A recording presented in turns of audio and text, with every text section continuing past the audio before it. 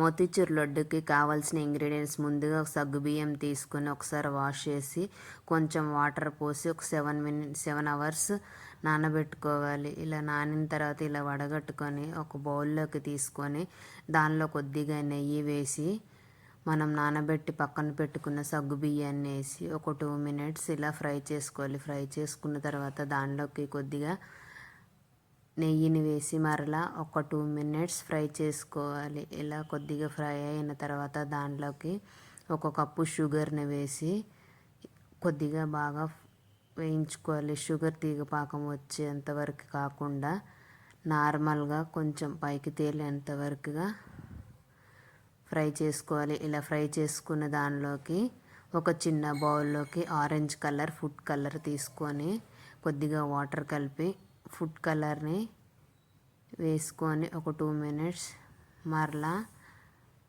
బాగా చిక్కగా వచ్చేంత వరకుగా ఫ్రై చేసుకోవాలి. ఇలా ఫ్రై అయిన దానిలోకి